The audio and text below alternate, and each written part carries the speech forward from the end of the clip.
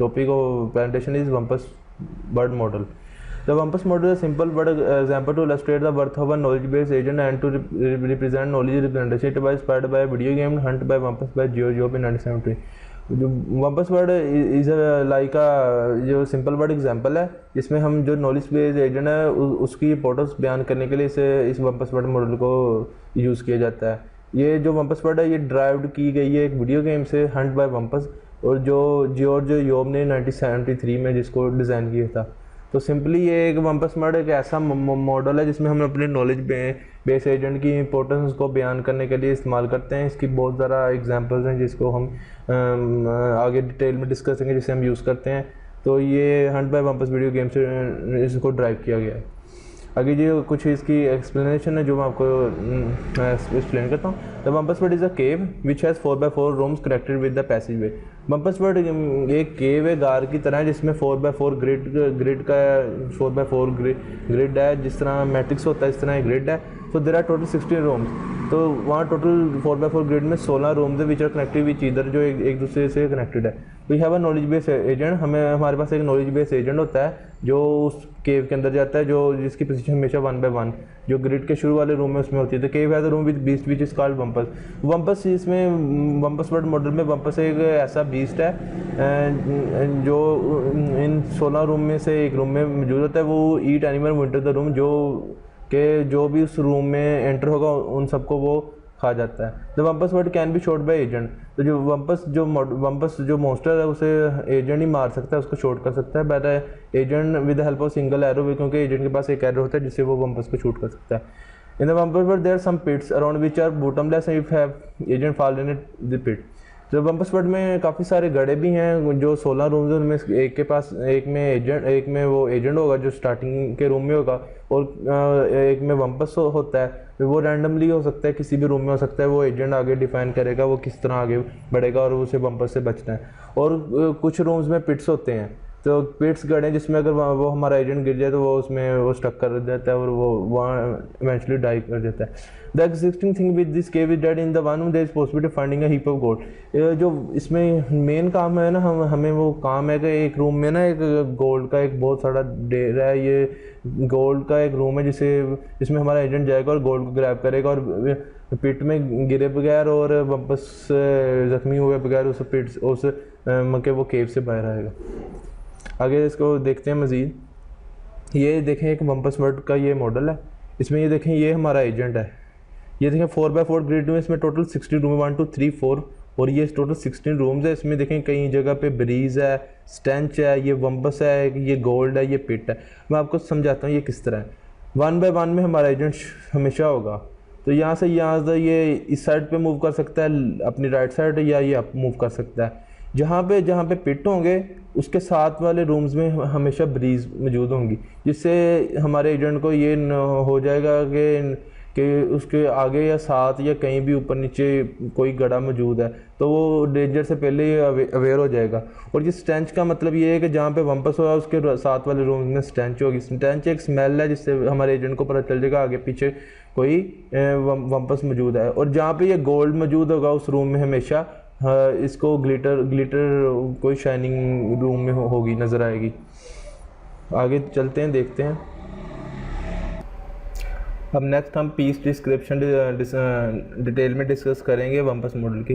Piece description का क्या मतलब है? पीस का मतलब परफॉर्मेंस, ई का मतलब एनवायरनमेंट, ए का मतलब एक्यूरेटर और एस का मतलब सेंसर। सबसे पहले हम परफॉर्मेंस मेजर करते हैं। 100+ rewards point if the agent come out of the cave with the gold. 100 points हमें 1000 पॉइंट प्लस मिलेंगे अगर हमारा जो एजेंट है ना वो गोल्ड लेके वो केव से बाहर आ जाए। -1000 point penalty for being eaten by the wumpus और फॉलिंग इनटू पिट। अगर हमारा एजेंट वम्पस से किल्ड हो गया या पिट में फॉल होगा तो हमें 1000 माइनस पॉइंट का वो जुर्माना होगा। -1 पॉइंट फॉर ईच एक्शन, जो हमारा एक हर एक्शन होगा जो मिसाल में जो हम जाते हैं एक लेफ़्ट साइड में मूव करते हैं या आगे जाते हैं या रूम चेंज करते हैं तो -1 उसके लिए हमें डिटेक्ट होगा हमारे पॉइंट्स। और -10 फॉर यूजिंग एन एरो, जो हमारे पास एक एरो होता है जिससे हम जब वम्पस वाले रूम में पहुँचते हैं तो हम उससे किल कर सकते हैं। -10 पॉइंट उसके हैं। तो वम्पस गेम एंड इफ इधर एजेंट डाइज और come out of the cave, wumpus game end हो जाती है अगर हमारा एजेंट डाई हो जाए और अगर केव से बाहर आ जाए। केव से बाहर इसी सूरत में आकर जब उसे गोल्ड मिल जाएगा। आगे एनवायरनमेंट में ग्रेड है 4x4 रूम, टोटल 16 रूम्स हो जाते हैं। द एजेंट निचली in room square 1x1 facing toward the right, जो हमारा एजेंट होता है वो रूम नंबर 1x1 में, जिस तरह हमने पीछे डिस्कस किया था इमेज में मॉडल में कि किस तरह हमारा रूम निचली 1x1 के कॉलम में मौजूद होता है। Location of wumpus and gold are chosen randomly except the first square, जो लोकेशन वम्पस की और जो गोल्ड की है वो रैंडमली चूज़ होती है सिर्फ पहले स्क्वायर को छोड़ के, क्योंकि वहाँ हमारा एजेंट मौजूद होता है। Each square of the cave can be a pit with probably 0.2 except the first square. इसमें कह रहे हैं कि जो हर रूम है ना वो गार का वहाँ पिट हो सकती है, जो जिसकी प्रोबेबिलिटी 0.2 है सिर्फ पहले स्क्वायर को छोड़ के, क्योंकि वहाँ हमारा एजेंट मौजूद होता है और वहीं से हमारा मॉडल स्टार्ट होता है। एक्यूरेटर क्या है? एक्यूरेटर ये क्वालिटीज़ हैं जो हमारे एजेंट के पास होती हैं। इसे लेफ्ट टर्न, इसे बाइंग तरफ मुड़ना, राइट टर्न दाइंग तरफ मुड़ना, मूव फॉरवर्ड आगे बढ़ना, grab means pick object. Grab ये वहाँ यूज़ होगा जब हमारा एजेंट गोल्ड वाले रूम में पहुँच जाएगा तो गोल्ड को ग्रैब करने के लिए ये कीवर्ड इस्तेमाल होता है। शूट का ये जो एक्चुएटर है ये यूज़ होता है जब हमारा एजेंट वम्पस के रूम में पहुंच जाएगा तो शूट करने के लिए, इससे वो वम्पस को किल करेगा। क्लाइम का मतलब है कि ऊपर चढ़ना, तो ये क्लाइम का जो हमारा एजेंट है जब गार से बाहर निकलेगा तो ये क्लाइम का यूज़ करेगा एक्चुएटर। और डाई का अगर हमारा एजेंट पिट में फॉल कर जाता है या वम्पस से किल हो जाता है तो वो डाई कर जाएगा। तो ये कुछ एक्चुएटर थे, जो कुछ क्वालिटी थी हमारे जो एजेंट की। आगे देखते हैं sensors. The agent will be perceive the stench if he is in the room adjacent to the wumpus. Stench क्या है कि ऐसी स्मेल है जो हमारा एजेंट है वो परसीव करेगा अगर वो वम्पस के रूम के एडजेसेंट रूम में मौजूद होगा। मिसाल है कि हमारा एजेंट एक रूम में पहुंचता है और उसे स्टेंच आ जाती है, स्मेल आ जाती है। इसका मतलब ये है कि आगे लेफ्ट राइट या ऊपर नीचे किसी भी रूम में वम्पस मौजूद है, ये हमारे एजेंट को पता चल जाएगा। The agent will be perceive breeze if he in the room directly adjacent to the pit. और इसी तरह हमारा एजेंट अगर कोई गड़े वाले रूम के एडजेसेंट रूम में मौजूद होगा तो उसे एक ब्रीज, एक ठंडी हवा आएगी जिससे पता चल जाएगा आगे रूम्स में पिट है और आगे डेंजर खतरा है। The agent will be perceive the glitter in the room where the gold is present. और एजेंट हमारा जो है वो ग्लिटर को परसीव करेगा, उसे देखेगा ग्लिटर को, चमकदार ग्लिटर्स को जब वो गोल्ड वाले रूम में पहुंच जाएगा। The agent will perceive the bump if he walk into a room. अब मिसाल है कि हमारा एजेंट चलते लास्ट रूम में पहुंच गया और आगे कोई भी रूम नहीं है, तो वहाँ उसे एक बम्प, एक वॉल नज़र आएगी तो वो चलना चाहेगा तो वो वॉल पे चलेगा। तो इसे इसलिए बम्प कहा गया है, तो ताकि उसे पता चलेगा इसके आगे कोई रूम नहीं है। When the wumpus is shot it emits a horrible scream. जब हमारा एजेंट वम्पस को शॉट करता है तो एक हॉरिबल स्क्रीम इमिट करेगा जो पूरी गार में गूंजेगी, एक चीख वम्पस की। These precepts can be presented as 5 element. ये जो कुछ हमने ऊपर जो सेंसर जो अभी डिस्कस किए हैं 5 एलिमेंट से डिस्कस किया जाता है। Example, if agent perceive stench, सबसे पहले वो स्टेंच स्मेल परसीव करे, उसके बाद ब्रीज करे but no glitter, no bump and no scream, then it can be represented as stench none none none. इसका ये मतलब है अगर हमारे एजेंट को स्टेंच भी हो, ब्रीज भी हो, लेकिन आगे उसके नो बम्प, नो स्क्रीम और कुछ भी ना हो, नन नन नन, इसका मतलब है कि उसके जो जैसे रूम में वम्पस भी मौजूद है और पिट भी मौजूद है, तो उसे वो फाइंड करना है, वो उसको इसका नॉलेज हो जाएगा। आगे चलते हैं। ये वम्पस वर्ड की कुछ प्रॉपर्टीज़ हैं। Partially observable, the wumpus world is partially observable because the agent can only perceive the close environment such adjacent room.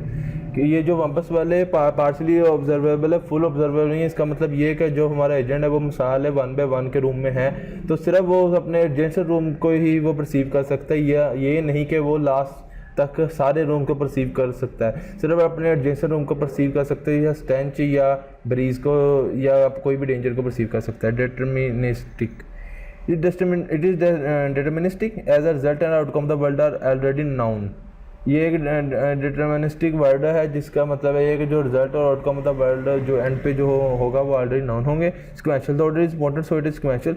जो ऑर्डर है वो सिक्वेंशियल है कि हमारा जो एजेंट है वो एक ही डायरेक्शन में मूव कर सकता है, ये नहीं कि वो आगे जाए पीछे जाए या ऊपर नीचे, वो एक डायरेक्शन एक ही सीक्वेंस फॉलो करेगा। Static, it is a static wumpus and pits are non moving. Static का मतलब ये है कि जो हमारा वंपस है वो भी एक रूम में मौजूद होगा और जो पिट्स हैं वो भी एक ही रूम में और मूव नहीं कर सकते हम सिवाय हमारे एजेंट के। Discrete the environment discrete one agent. The environment is a single agent as we have only one agent only and bubble is not considered an agent. जो हमारा एजेंट है, ये जो इन्वायरमेंट है इसे सिंगल इन्वायरमेंट ही consider किया जाता है क्योंकि जो एजेंट है वो ओनली वन है और वंपस को हम एजेंट कंसीडर नहीं करते। आगे मूव करते हैं और आगे डिटेल में हम इसका ओवरव्यू देखते हैं इस मॉडल का। ये वंपस वर्ड की एग्जांपल है। Hunt the wumpus is a text based adventure game by George Job in 1973 in the game. ये एक गेम है wumpus world hunt by wumpus जिसे जॉर्ज ग्रेगोरी जॉब ने 1973 में डेवलप किया था। तो ये वंपस वर्ल्ड इसी मॉडल से ड्राइव किया गया, इसी गेम से ड्राइव किया गया। आगे हम देख रहे हैं इसका मॉडल जरिए देखेंगे। इनिशियली हमारा एजेंट जो है वो 1.1 पे या इस जगह पे इस रूम में मौजूद है। तो आगे उसके पास ये चांस है या वो यहाँ जा सकता है या वो यहाँ जा सकता है। तो ये देखें हमारे एजेंट को नो स्टेंच नो ब्रीज, मतलब कि उसे ना कोई ब्रीज और ना कोई स्मेल आई है। इसका मतलब है वो इस यहाँ पे भी ओके है और यहाँ पे भी ओके जाने में, क्योंकि ना ही कोई पिट है, क्योंकि जहाँ पे ब्रीज होगी वहाँ पिट होगी एडजेसेंट और ना ही, और जहाँ पे स्टेंच होगी वहाँ पे एडजेसेंट वंपस होगा। तो कोई भी महसूस नहीं हुई तो हमारा एजेंट कहीं भी जा सकता है। अब हमारा एजेंट इस साइड से इस साइड पे मूव कर गया है, लेकिन यहाँ पे उसे breeze better to go back, यहाँ पे उसे ब्रीज आ गई है। तो उसे लगता है अभी इस जगह पे जहाँ पे ये पी कोई यहाँ पिट हो सकती है, यहाँ पिट है, ये डाउट है, ये हमें मालूम नहीं है। तो हमारा एजेंट यहाँ से वापस जाएगा और यहाँ से इस रूम में, क्योंकि इसे पता चला गया था इस रूम में कुछ भी नहीं है, ओके है, तो वो इस रूम में जेसन जा सकता है। अब देखें हमारा एजेंट यहाँ से यहाँ पे मूव कर गया है। ये हमारा एजेंट 1.2 में है, लेकिन यहाँ पे उसे स्टेंच वंपस इज नियर, उसे स्मेल आ गई है। तो यहाँ पे भी वंपस हो सकता है और यहाँ पे भी वंपस हो सकता है, हमारे एजेंट ने परसीव कर लिया। लेकिन जब हमारा एजेंट 2.1 में था तो उसे यहाँ पे कोई भी स्टेंच मालूम नहीं हुई थी, क्योंकि अगर यहाँ वंपस होता तो उसे एडजेसेंट यहाँ पे स्टेंच होती, लेकिन यहाँ पे कोई भी उसे स्मेल महसूस नहीं हुई थी। इसलिए उसे पता है कि ये 2.2 है, यहाँ पे ओके है, वो यहाँ पे मूव कर सकता है और यहाँ पे वंपस है, इसलिए वो आगे मूव करता है। और यही इसमें यह पॉइंट में बताया गया है कि not at 2.2 but smell was in 2.1, क्योंकि जब वो 2.1 में था उसे सिर्फ ब्रीज आई थी और उसे पता चल गया था ब्रीज साइड पे और यहाँ पे ब्रीज नहीं है, तो यहाँ पे स्टेंच भी नहीं है, क्योंकि यहाँ पे अगर पिट होती तो यहाँ पे उसे ब्रीज आ जानी थी, लेकिन ब्रीज नहीं आ रही और उसे यहाँ पे कोई भी स्टेंच नहीं थी। इसका मतलब 2.2 पे वो मूव कर सकता है। तो देखिए फिर आगे एक स्टेप हमने स्किप किया, यहाँ से 2.3 में से गोल्ड फाउंड हो चुका है। तो ये एक सारा प्रोसीजर था। इसी तरह हमारा जो नॉलेज बेस एजेंट होता है वो इन यूज़ करके जो रिसीव कर सकता है, यूज़ करके इसी तरह वो गोल्ड फाउंड कर सकता है। जिस तरह हमने यहाँ पे वंपस पॉइंट फाइंड किया और यहाँ पे गोल्ड फाइंड किया, हमें नहीं पता रैंडमली किस में था, इसलिए हम ये स्टेंच जो उसके पास जो हमारे एजेंट के पास जो क्वालिटीज़ हैं उसको यूज़ करते करते वंपस मॉडल, इसी तरह ये वंपस मॉडल चलता है और ये इन क्वालिटीज़ को यूज़ करके हम गोल्ड फाउंड करते हैं। तो यहाँ से फिर वो बाहर आ जाएगा इसी पाथ से। Thank you.